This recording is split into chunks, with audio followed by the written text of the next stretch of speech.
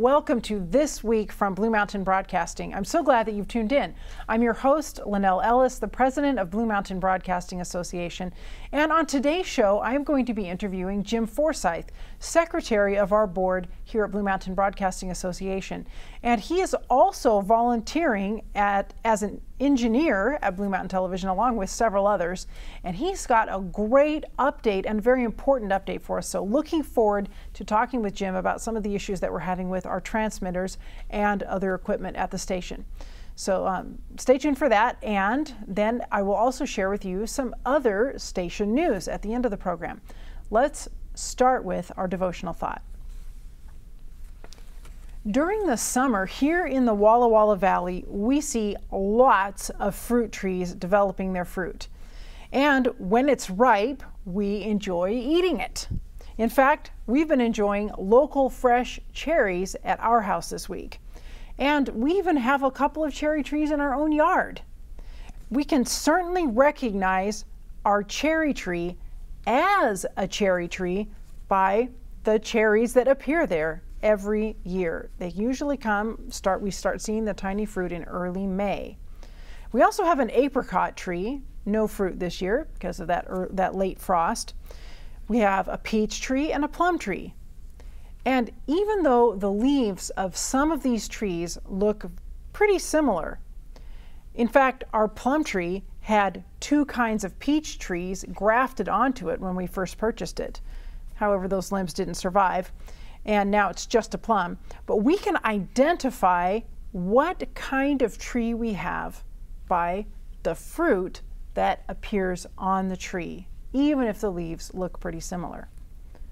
Jesus used the example of fruit trees to talk with us about our spiritual lives.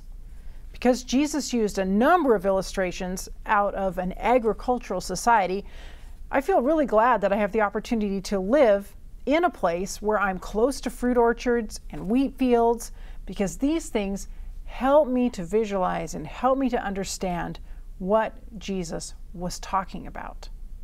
Both Luke and Matthew record some sayings of Jesus that are related to fruit trees. I thought maybe we could read them today and think about what Jesus has to say about trees and fruit. This is from the Gospel of Luke. No good tree bears bad fruit, nor does a bad tree bear good fruit. Each tree is recognized by its own fruit.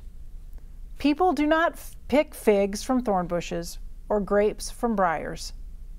A good man brings good things out of the good stored up in his heart, and an evil man brings evil things out of the evil stored up in his heart. For the mouth speaks what the heart is full of. That's Luke 6:43 through 45. Have you ever found yourself saying something cutting or mean? Or what about saying something off color or inappropriate in some way? Maybe you've then said to yourself, where did that come from? I'm one of those people whose mouth can get ahead of my better discretion. I could use a better filter sometimes. Or maybe what I really need is better thoughts, a change of heart. The things that we say come from the things that we think.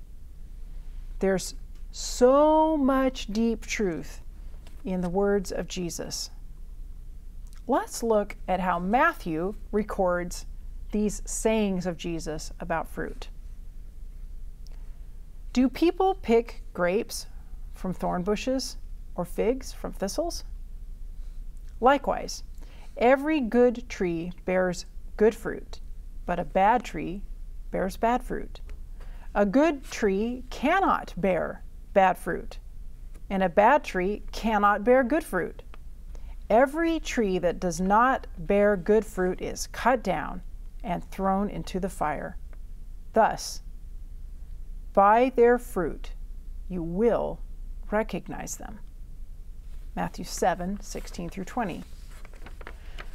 Just as we clearly recognize what kind of tree we have by the fruit it bears, we can recognize what kind of people are around us by what they say and how they act, the fruit that they are bearing. People know you. They know me by our actions and our words, our fruit. It's sobering. I really want to have good fruit in my life. And it's a joy to be a blessing to other people by kind deeds and by generous words. So often, however, I find that instead, I'm selfish and not thinking of others, which leads to bad fruit, negative words, or poor actions.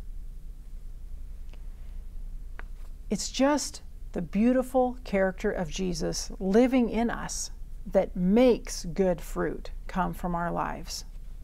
As I look around at all the beautiful fruit hanging on the trees this time of year, I'm clearly reminded of Jesus' words, and I'm asking him to live in me, to give me a gentle, kind heart that cares about others. A heart that will result in good fruit in my life. Good fruit to be shared with those around me. Don't you want that too? Stay tuned. I'll be right back.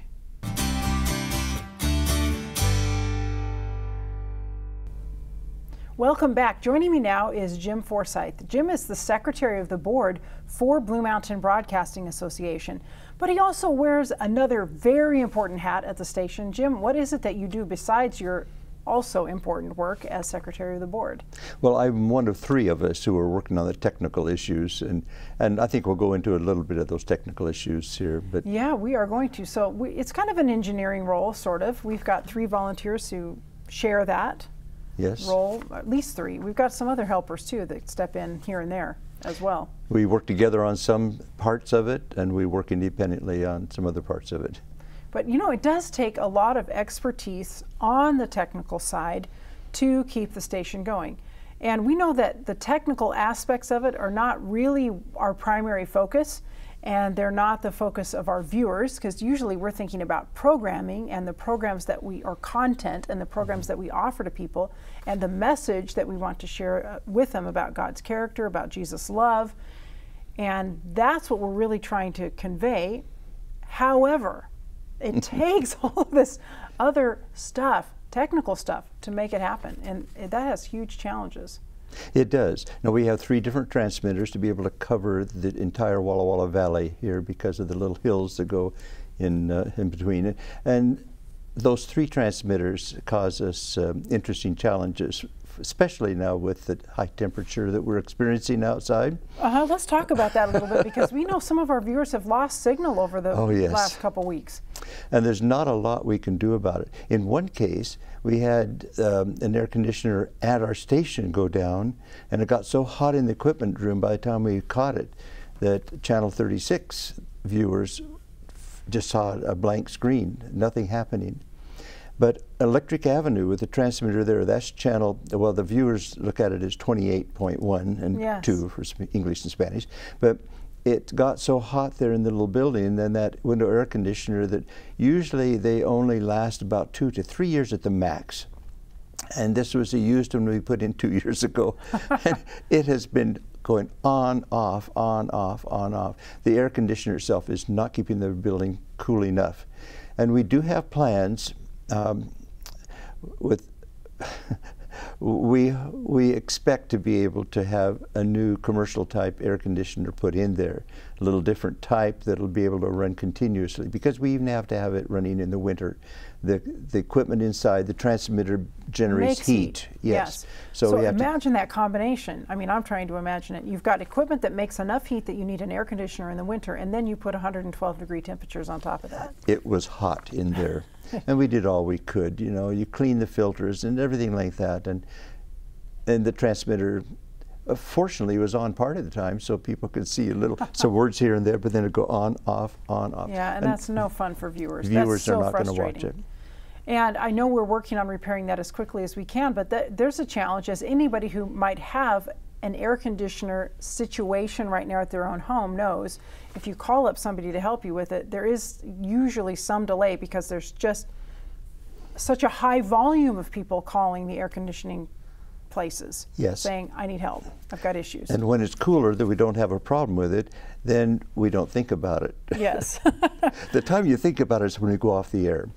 Yes. Now, there are, as I was saying, 3 transmitters, and we have to be able to get the signal from our basic station, which right now is at Sunbridge.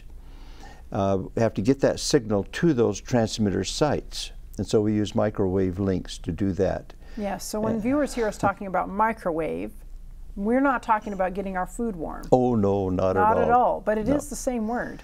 It is a radio, 2 ends, a transmitter and receiver that send the programming information over to the remote site. Using microwaves. Yes. As in the size of wave. Very radio high waves frequency, and, yes, high frequency. Mm-hmm. And we have had some failures with those from time to time, and so we have to keep up with that. The challenges there too, as we face with the move to Wallula Avenue, is that will become then the center where all the programming is pulled together from different sources, you know, from churches, from off satellite. It'll be there, but then it's sent there to the transmitters, and it's a different path because that's a different site there.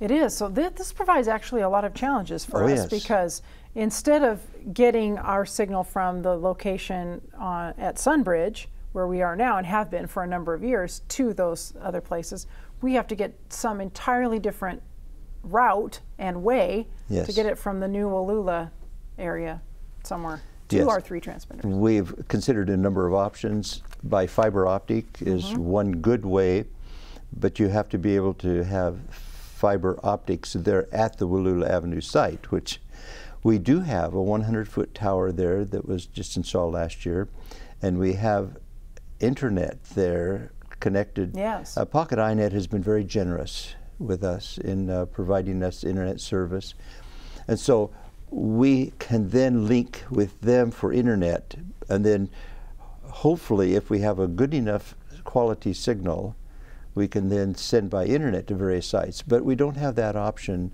for some of our sources, so we have to go by the microwave radio link. Mm-hmm. And so we are working on that. As an example, sometimes people who watch the village church service see there's a little pixelation, a little breaking up of the video signal, Yes. or it goes freeze frame for a bit and then comes back, and that's annoying. And that's something that we've been working on. We have some equipment on order. It's been more than a month since we ordered it, and it is still not here yet. But we're hoping that'll take care of those things. And is that a microwave link issue or another issue? Is that too detailed? Too complicated. As I said, Pocket iNet has been good to us, and they helped us get through what they call a tunnel through fiber optic means, paths to link Village Church to our Sunbridge site. Uh-huh. We have not been able to succeed in all of that because the cameras feed equipment that has to change it to from one form to another, and we have several pieces of equipment. And where is this problem happening? There are 5 different pieces of equipment, and we can't find where that little problem is happening every once in a while. Because you go look on there, it's fine. Yeah, so diagnosing the issue is frustrating, isn't it? It is, because it doesn't always show consistency, how it's going to, where the failure is coming from. Like the situation where you know something's wrong and you don't feel well, but every time you go to the doctor, you're doing fine. You feel good. Yeah. Yes, that's very similar. So there's an enormous amount of time being spent. The emergency alert system is one thing also and sometimes people get so frustrated right in the middle of a program. Here comes a practice, an alert, not a real one. Emergency. No. Mm-hmm. But we're trying to get that so it's working better with our new automation system. And you see, it has to duck the sound, drop the sound down to the regular programming and put the alert in on top of that, and then return back to the regular volume again for the programming. Little details, people have no idea what's going on behind the scenes, but electronics and the digital world can be very complicated. It can be complex, and right now I'm thinking what level of patience you and Jerry and Keith and Don must have, and others as they help you, as you are trying to work on these issues. It would really drive me crazy, so I'm in awe. Well, it does require patience. I mentioned 3 of us. There are 4. You mentioned Don. Yes. Don comes in not as often as the rest of us, but he's been very, very helpful too. And yes. We'll take any kind of technical expertise that can help out.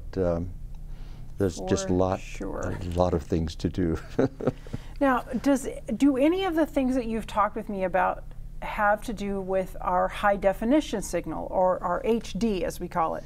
We've been talking a lot on this program and with our viewers about how that's coming and how we're working on it, and we've had admittedly more delays than we wish we had related to that. But do any of these things we've been talking about relate to going to HD? Yes, because right now we can receive the Hope Channel high definition signal by satellite at our Wallula Avenue site. Mm-hmm. We have to get that to Sunbridge in a reliable path, and that's kind of temporary, because I mean it might be several months, but it's kind of temporary because we would love to go HD immediately if we could, but we know that we can't actually finish the renovations and move over to the new facility for some months yet. And that really kind of depends on our viewers too, how many months that is, because we obviously need funds to come in order to make those renovations. But it's not immediate, so we're trying to do this HD thing even sooner if we can. I see that there are 3 things that the viewers can provide. Prayer is one thing, because God has all the power and the ability to provide in His timing, and that takes patience sometimes. Yes. All the time. All the time.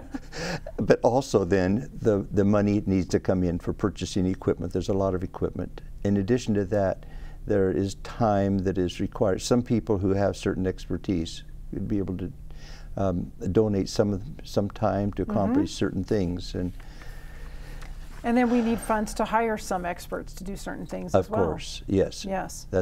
And just some building materials that we're going to need for some of the renovations to the facility itself. We are making progress, but it seems so slow to all of us. It does. It doesn't move quickly enough at all, but it is exciting, and we know it's happening, and it bit by bit and step by step. And I'm glad that you really pointed out to our viewers that we need to remember to pray about these issues that we're having, because I can only imagine how frustrated viewers are if they're watching on 28.1, or they were watching on 36 when it went out, or if they've experienced some of those issues you're talking about with the Village Church service. Those kinds of things are so frustrating as a viewer when you're looking forward to watching your favorite program or something new that's coming on, and you tune in and then it has issues. So I guess we're here to kind of say our hearts go out to the viewers about these things. We're working on them as quickly and the best way we know how, but they are frustrating. Yes, and one thing I mentioned about prayer there, every day I'm praying for the individuals who are working to have this station operating, for doing programming, doing the schedule, how you put what programs on at what times. Yes. And even the little things transition from one program to another, a lot of little things that have to be put in. And I just see those who are working in the technical area particularly are overwhelmed. Yes. And I pray for God to be able to provide enough strength to not be overwhelmed every day. So we come in fresh every morning, and instantly you get here's a list of things that have to be done today urgently. And it takes God's peace and calm to keep us from being overwhelmed totally. And your volunteers as well. And that's a huge gift to Blue Mountain Television. So it affects the families too.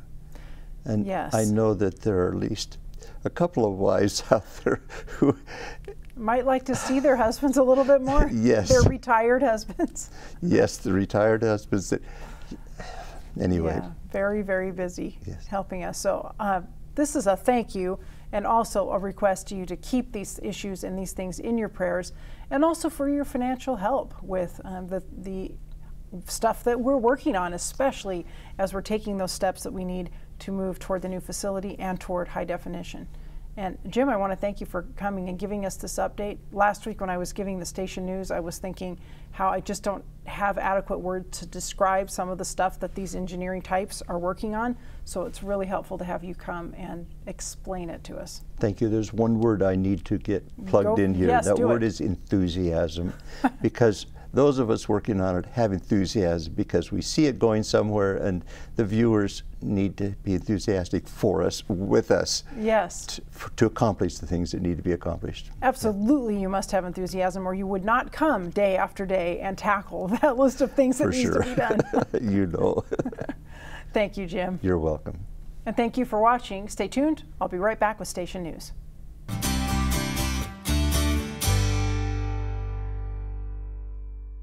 Welcome back. It's time now for Station News. And I have something really exciting to share with you here at the end of the Station News segment. But first of all, I just want to thank you, because you are doing a great job at keeping Blue Mountain Television on the air. It's you, our viewers, that make it happen. So thank you. Because even though it's summer and sometimes people forget their donations, you're not forgetting, and I really appreciate the gifts that are coming in. And if you might have a little something extra to give here during the summer months, it would be certainly put to good use at Blue Mountain Television. And your prayers for the ministry also very, very important and greatly needed, so thank you for those. Hope you appreciated the update that we just heard about some of our technical issues from Jim Forsyth, so I'm not going to say anything more about that today on the Station News segment. But I do want to let you know that we're making progress on our new show, Secret Life of the Desert. And Daniel Biggs, our production manager, has put together a sneak peek at what you can expect from the show. Just a little segment that shows you what it's going to be like. So he's edited this together for you. And as a special treat here at the end of the program today, I want to share that sneak peek with you. So let's take a look at that right now.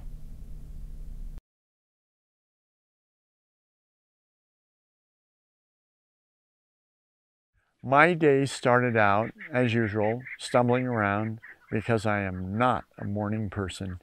And I got up out of my tent, wandered over to a sagebush, and what I found was a rattlesnake. And he was all coiled up, and he had 9 buttons on his rattle.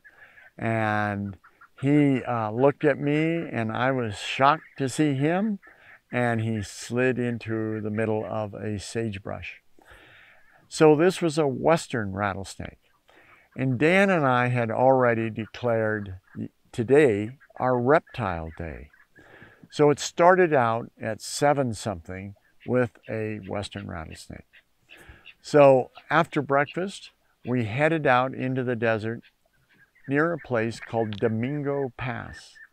And what we found was phenomenal. We just got out of the rig, walked a few feet, and here was a Great Basin whiptail lizard. And the Great Basin whiptail lizard is a serious predator. And they kind of walk in a herky-jerky fashion. They go one way, stop, sit, look around, study everything, and then they go another direction. And if they sense danger, they will get up on their big hind feet and jet. They are so fast, and you will never catch them. But this animal that we found, he was curious what was going on. And Dan got some incredible footage of this beautiful lizard. They had black and white checkering along their flanks. And this one was probably 9 inches long, 10 inches. But they grow up to a 12, 13 inches, big adults. Then we found short-nosed leopard lizards. And short-nosed leopard lizards are super fast, but they are afraid of the human form. So the trick is to get down on your knees or down on your stomach, and they suddenly lose the fear of you, and you can get very close and photograph them. So Short-nosed leopard lizards are unique because the female, when she has young, has big, bright orange dots down her flank, and the males don't have that. And they eat rodents, they eat other lizards, they eat big insects, they will even eat baby birds, and they are a serious predator. And then the other one we saw was a western fence lizard. And western fence lizards belong to a large family of lizards in western North America. But the western fence lizard is found across many habitats, but always in arid, dry sites. So these lizards are super important because they control insect numbers, rodent numbers, and they are the prey base for many mammalian predators that hunt them. So lizards are truly an amazing family of animals.